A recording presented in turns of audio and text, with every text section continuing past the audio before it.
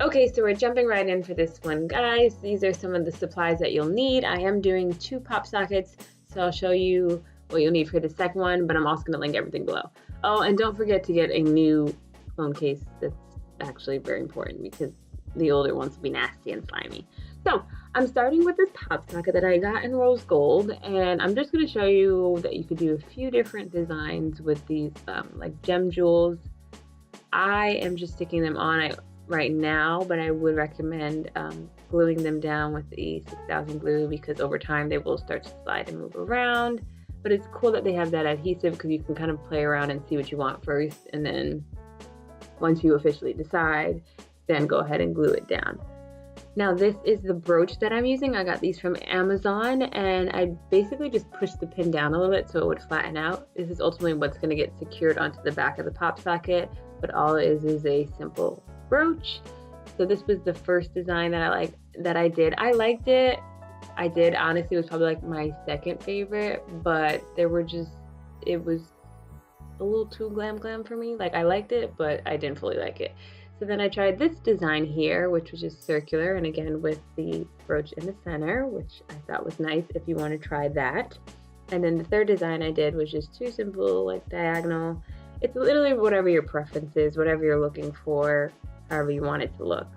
Personally, I ultimately ended up deciding to paint it gold. I know you're probably wondering, oh, why not just buy a gold one? I didn't know it at the time, and I kind of did like this textured look that the paint pen gave it, so I wasn't mad at this. This is what I ultimately decided on. And then I'm just gonna go ahead and get the E6000 glue and secure this brooch, which makes this like super easy for different age groups as well. Just secure it down, make sure that it's flat, and leave it alone for at least 10 minutes before you even decide to move it, and then 24 hours for it to fully bond to the item.